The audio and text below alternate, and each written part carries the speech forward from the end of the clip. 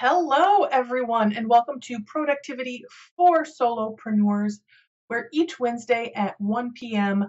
I share insights into getting things done. So, welcome. And today is live number 103, and we are going to be talking about systems and processes.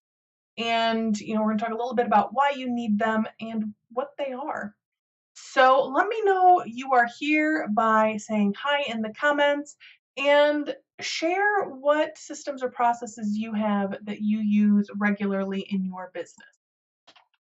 So I'm just going to make sure that I did in fact go live and that I see any comments or anything that pop up.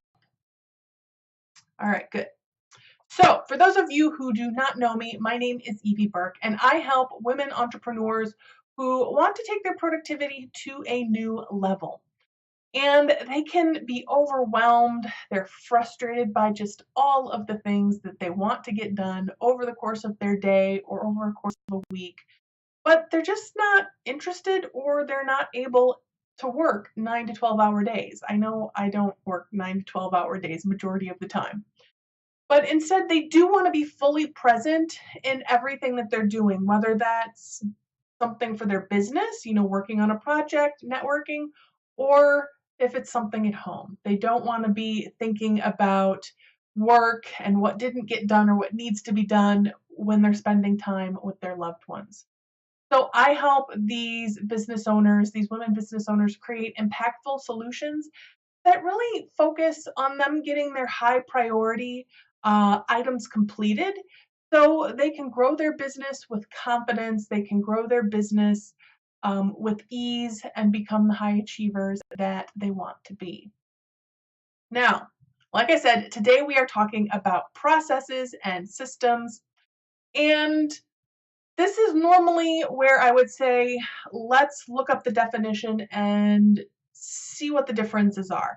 And I didn't look up the definition, I Googled processes versus systems. And one of the results that came up is actually somebody who I've followed for a really long time. And I read the explanation and I went, I have no idea what the difference is based on what he said. So instead of sharing a definition that just might confuse you and not really make it clear about what it is, let me give you an example. So let me start off by saying that a process is part of a system. And so the way that looks is, let's take the example of to-do lists and goal setting and all of that type of stuff, okay? And so me creating or you creating a daily to-do list, that's a process of creating your daily to-do list, right? So you don't have to write down all of the steps. You probably just have a general idea of how you want to do that. If you need some help with how to do that, let me know. I can help you with it. But that process of creating my to-do list, like I know what that is. Like I go to my weekly list, I update these are the things that got done today, and then based on what time I have the next day, or if I'm planning my day the first thing in the morning, then based on what time I have today or what time blocks I've allotted myself for the day, I'll pull things that I know need to get done and those will become my to-do list.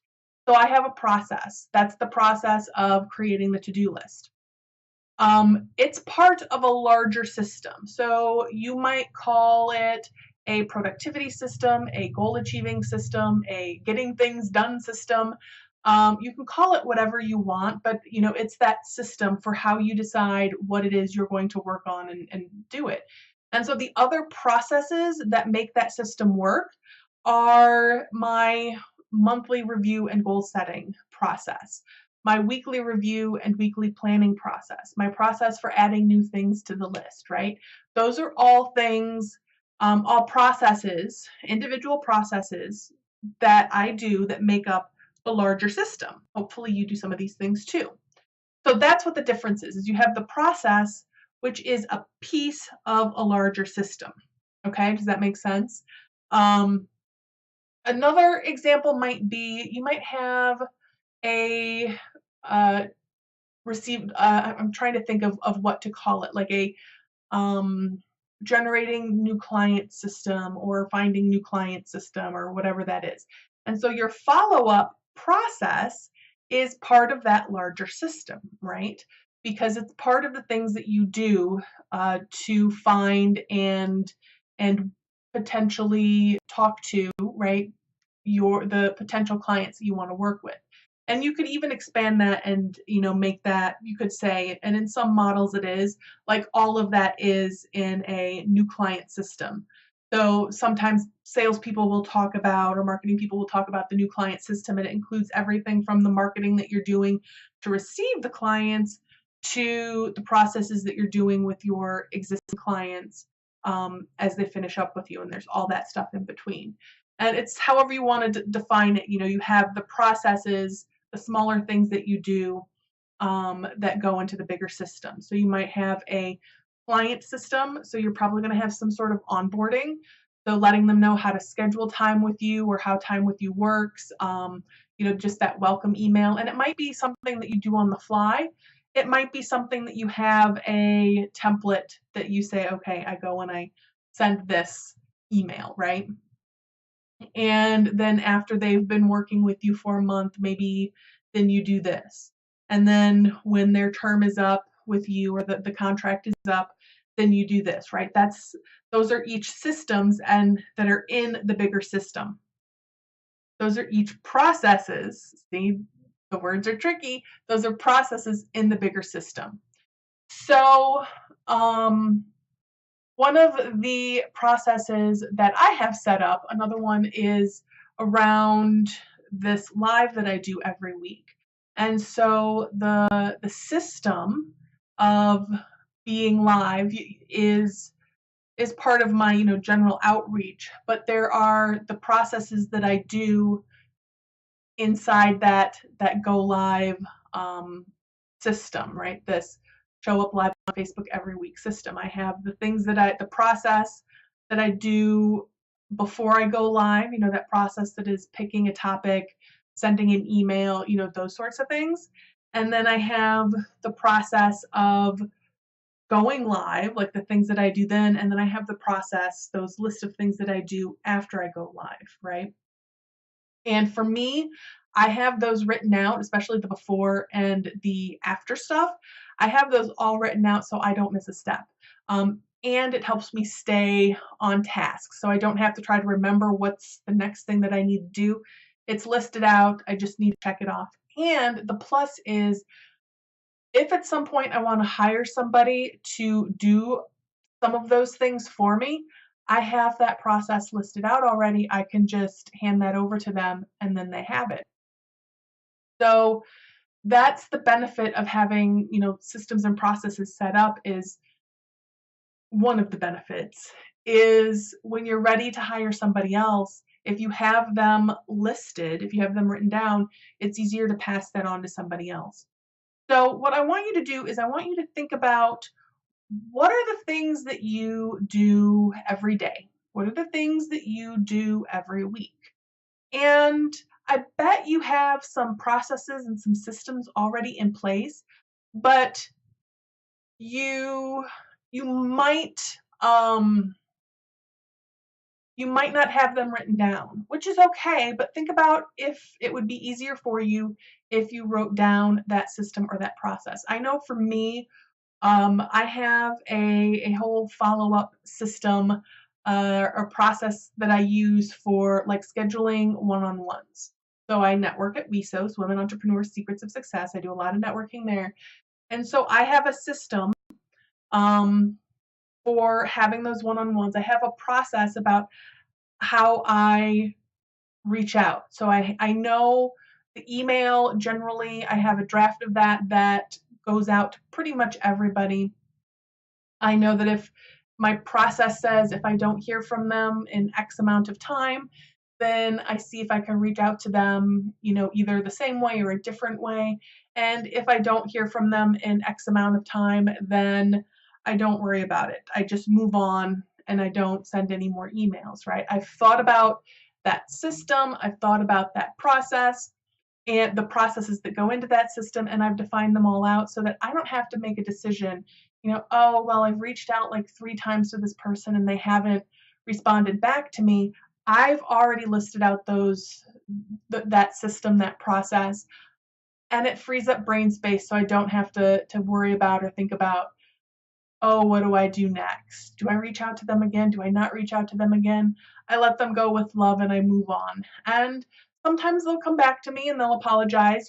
Life happens. It happens to all of us, right? And we'll get something scheduled, or maybe they didn't see an email, or it's an address that they don't use much. There's any sorts of things that can happen.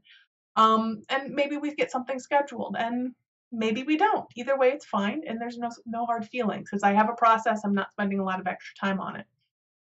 All right. So Mary says there might be people that can keep track of everything without making notes, but I am not one of them. So Mary, are you saying that as part of like your to-do list? I'm just seeing it now, so I'm not sure exactly where that came in. Is that part of your like to-do list process? Because you could also have, as I'm waiting for Mary's viewing to catch up with me, because there's a bit of a delay.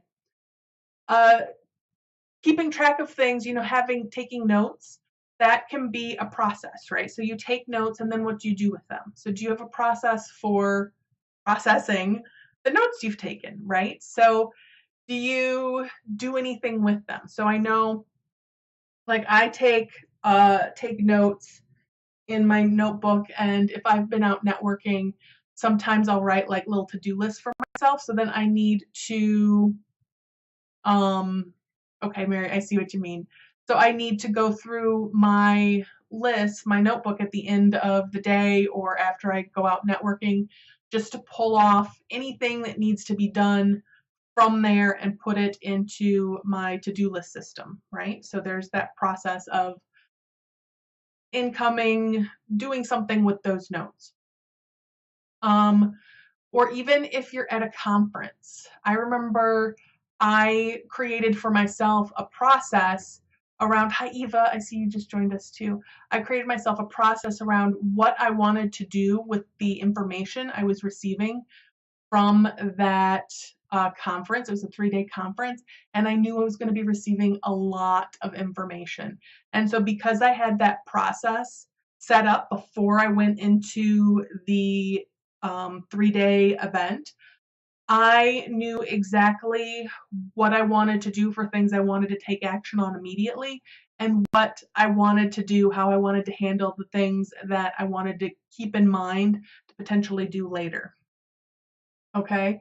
So Mary updated in the comments, and she said any process needs to have notes. So yes, if you have a process, especially one that you are potentially handing off to somebody else later at some point, it helps to have notes, not just do this, do this, do this. Sometimes it can help to have notes that say why you're doing that, because sometimes that intention can be the difference in how something is being done. So if Mary, let's see, what does Mary say? She says, for example, when I send out a newsletter for myself, I think it says of a client. I think it's supposed to say or a client. I have a checklist of 5 things to do after sending the test message. Proofread, check every link. Yes, yes, yes, yes, yes. So right, that's exactly one of those things. You have that checklist, you have those notes. It's that process. After you have the draft created, this is what you do. You proofread it, maybe you read it out loud, right? And then you click on every single link to make sure that they all got updated correctly. Right? Absolutely. I know one of the things when I did the newsletter for ICF Chicago, International Coach Federation Chicago, one of the things I would do is I would send it to my Hotmail account. I have a really old Hotmail account, and just to see how the formatting looked there, to make sure that things still lined up the way I expected. I'd still send it to my Gmail just to make sure that things looked the way I expected them to, because sometimes the way they look in the editor, it looks different when you actually send it for whatever reason. And so I would do that just to make sure that the text stayed the same, that the size of the text stayed the same, that where I expected line breaks to happen happened, that if I had an image with text around it, that it was still an image with text around it and not like an image and text under it, or something else. So you probably have processes and systems already in your business. It just might be helpful to write them down so that you don't miss steps, so that you don't have to make decisions about it over and over and over and over and over and over and over again for things that you do all of the time. So this is one tiny piece of what we do in the Take Your Productivity to a New Level program. So this is a 7-week program that is all about giving you the basics, the foundation pieces for taking your productivity to a new level. So what it does though is it builds on the foundation that you already have. I am a firm believer that everybody works differently, and it's all about figuring out what are the small tweaks that you can do to the things that are already working really well so that you can make it work even better. In that program, I'm going to give you a lot of information, but I don't expect you to go and implement a brand new system, because this is what I have found for myself. Anytime I have gone to implement a brand freaking new like productivity system or any kind of system where I am completely starting from scratch and doing everything new and following, okay, this is what they say I should do, is it works so well for me for a week, maybe 2 weeks. If I'm really lucky, it lasts really well for a whole month. Doesn't usually happen. But then what happens is, as soon as a lot of things start happening at once, as soon as life happens, the system completely falls apart, and then I'm feeling farther behind than what I did than whatever I was doing before I started. And that's because I didn't take the time for myself to figure out what systems and processes, what was already working for me that I could build on, instead of like crashing it all down. Instead, I crashed it all down and tried to build something new, but I didn't have those habits. I didn't have those systems or processes in place to build on, right? I was creating them all new. And what happens is, again, as soon as things get a little hard, as soon as you have a lot coming at you at once, you don't do it because you don't have those habits in place. It's not something that you don't have to think about. Okay? So with Take Your Productivity to a New Level, it's really not just about like that to-do list system, but it's about goal setting, and it's about knowing what your boundaries are and what your values are. And I'm not going to go into those. I really want to, but we'll be here forever if I go into every single piece of what we're talking about. And we'll talk about processes and systems and mindset, staying on focus, avoiding the procrastination, all of those things that go into being productive and getting the things done that you want to get done. Because the goal setting and the to-do list, they're so important, but they're a piece of the puzzle, right? They're not the end all be all. There's so much that goes into it. So if you are interested in that, it is oneinsightcloser.com/TPNL. Go and check that out. I will include a link to it in the notes so that you have that. So you can hear me typing here as I find the link. I would love to welcome you in that program. We start May 2nd, and if you join by, I'm blanking on the date, but the Wednesday a week before that, you get 2 private one-on-one, redundant, but you get 2 private coaching sessions with me to really take the information that you've learned, and I can help you figure out I can help you work with implementing it, or however you want to use that time. So that is all I have for you today. I hope you have an absolutely wonderful, wonderful, wonderful week. And until next Wednesday at 1 p.m. Central Time, much love. Bye, everybody.